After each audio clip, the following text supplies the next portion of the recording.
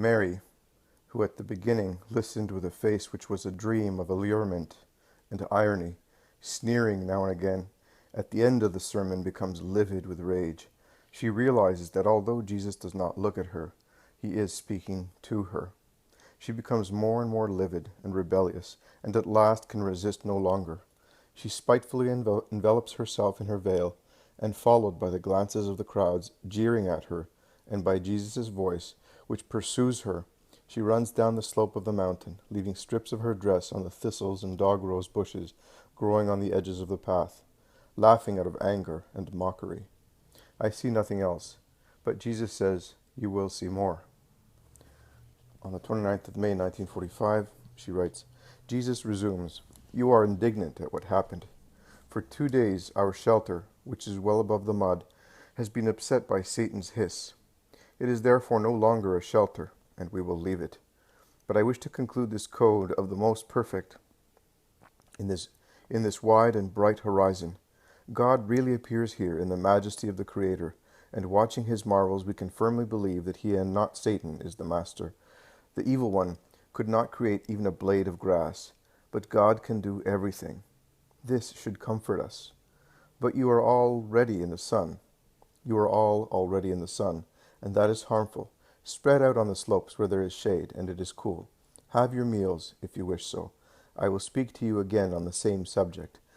Many things have delayed us, but do not be sorry about it. You are with God here." The crowd shout, "Yes, we are, with you," and they move under the thickets spread on their eastern side so that the slope of the hill and the tree branches shelter them from the sun, which is already too warm. In the meantime, Jesus tells Peter to take the tent down. "Are we really going away?" "Yes, we are." "Because she came?" "Yes, but do not tell anybody, especially the zealot. He would be upset because of Lazarus. I cannot allow the word of God to be mocked at by heathens." I see. Well, there is another thing you must understand." "Which, Master?" "That it is necessary to be silent in certain cases. Please do not forget. You are so dear, but you are also so impulsive as to burst out into biting criticism." "I understand. You do not want for Lazarus and Simon, and for others as well. Do you think there will be any today?" "Today, tomorrow, the day after tomorrow, always. It will always be necessary to watch the rashness of my Simon of Jonah. Go now and do what I told you." Peter goes away, calling his companions to help him. The Iscariot is pensive in a corner. Jesus calls him 3 times, but he does not hear. At last he turns round. "Do you want me, Master?" he asks. "Yes, go and take your food and help your companions." "I am not hungry." "Neither are you." Neither am I, but for different reasons." "Are you upset, Judas?" "No, Master, I'm tired." "We are now going to the lake, and then to Judea, Judas, to your mother's, as I promised you." Judas cheers up. "Are you really coming only with me?" "Of course. Love me, Judas. I would like my love to be such in you as to preserve you from all evil." "Master, I am a man. I am not an angel. At times I feel tired. Is it a sin to feel the need of sleep?" "No, providing you sleep on my chest. Look over there, how happy the people are, and how beautiful the scenery is from here. Also, Judea must be lovely in springtime." "Most beautiful, Master. But spring, there on the mountains, which are higher than here, is later. But there are beautiful flowers. The apple orchards are magnificent. Mine, which is looked after by my mother, is one of the most beautiful ones. And when she moves about in it, with the doves following her to get some corn, believe me, it is a sight that soothes your heart." "I believe you. If my mother is not too tired, I would like to take her to see yours. They would love each other, because they are both good."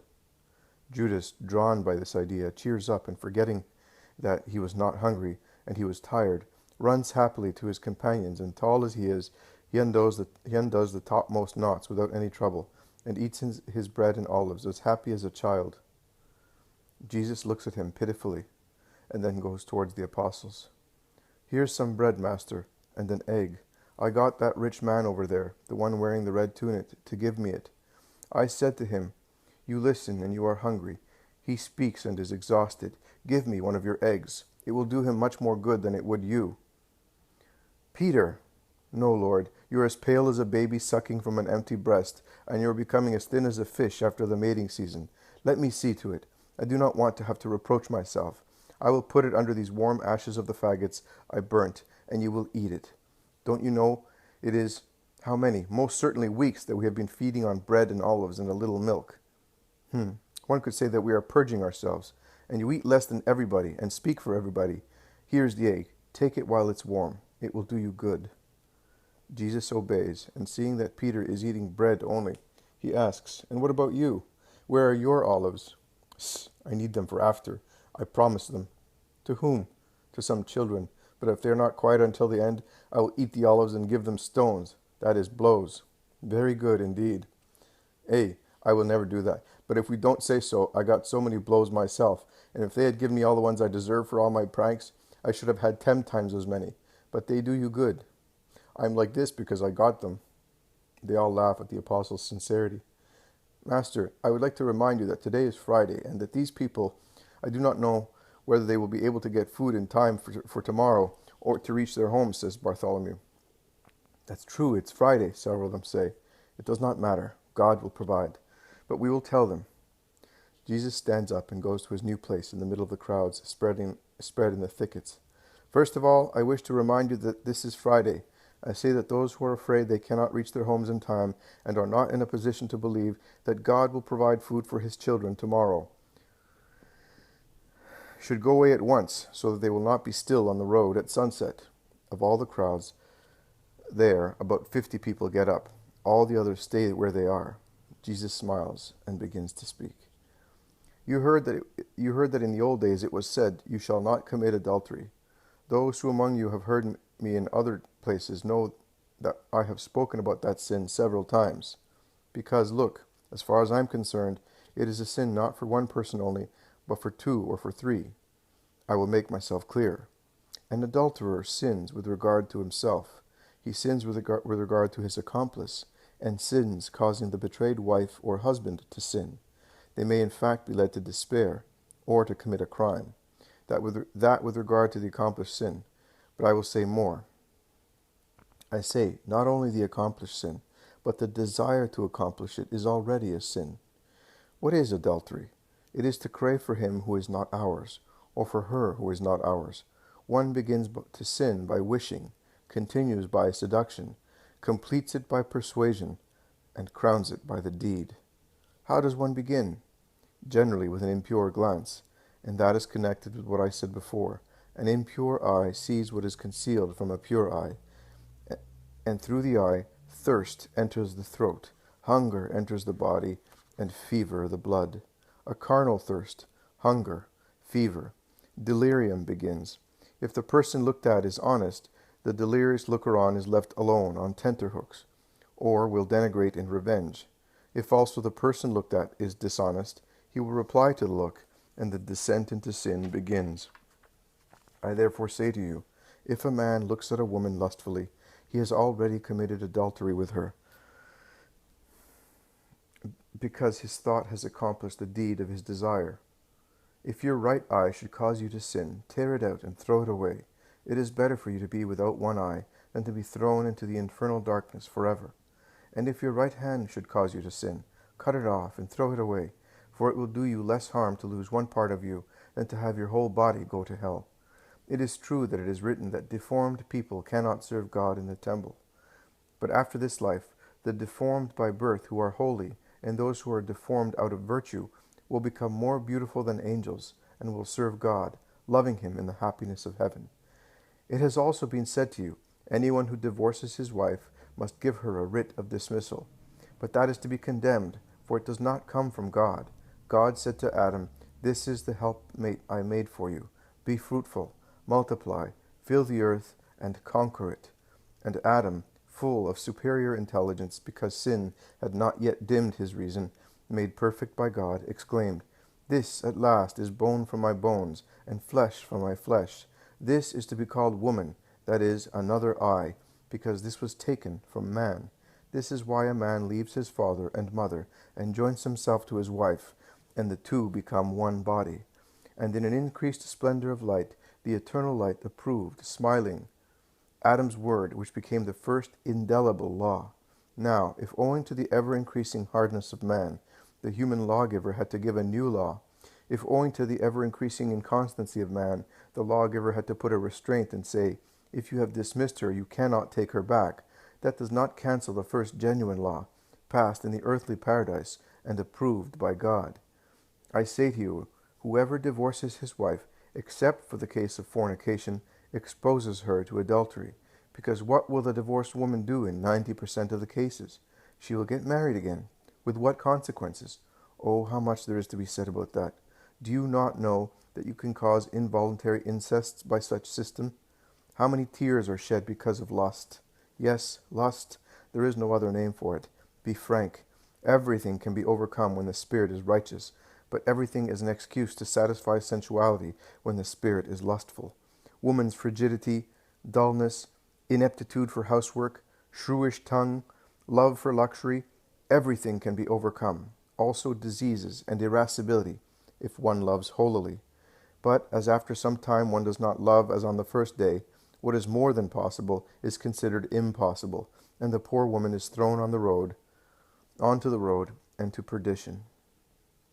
He who rejects her commits adultery. He who marries her after the divorce commits adultery. Death only dissolves a marriage. Remember that.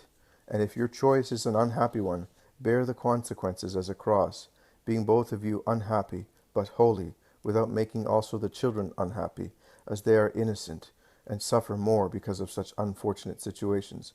The love for your children should cause you to ponder 100 times, also in the case of the death of your partner. Oh, I wish you could be satisfied with what you have already had, and to which God said, enough.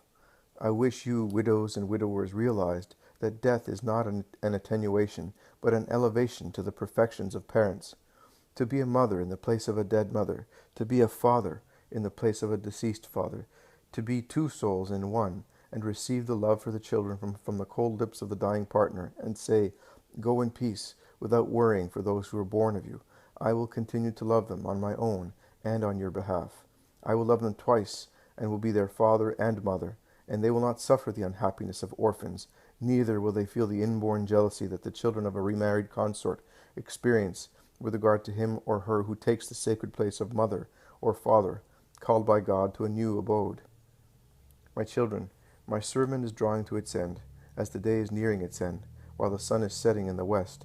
I want you to remember the words of this meeting on the mountain, engrave them in your hearts, read them over and over again, and very often. Let them be your everlasting guidance, and above all, be good to those who are weak. Do not judge that you may not be judged. Remember that the moment might come when God could remind you that is how you judged. So you knew that was bad.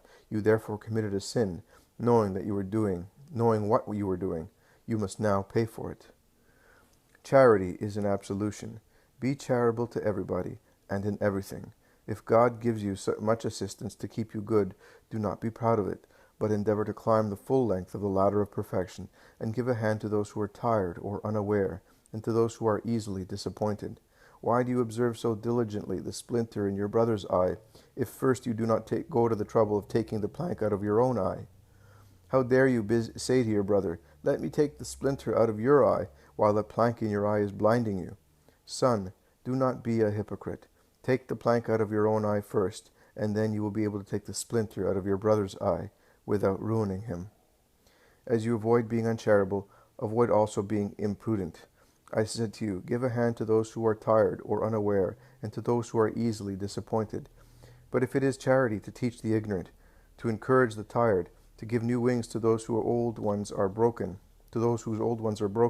it is imprudence to reveal the eternal truths to those affected by Satanism, who take possession of them to pretend they are prophets, to insinuate themselves among simple people, to corrupt, lead astray, and sacrilegiously foul the things of God. Absolute respect, to be able to speak, to be silent, to ponder, to act, are the virtues of the true disciple in order to make proselytes and serve God. You are gifted with the faculty of reason, and if you are just, God will grant you all the lights to make a better use of your reason. You must consider that the eternal truths are like pearls, and no one has ever seen pearls thrown in front of pigs, which prefer acorns and rank broth to precious pearls, which they could crush under their feet. And then, furious at being mocked at, they would turn against you to tear you to pieces. Do not give dogs what is holy. That is for the present and the future.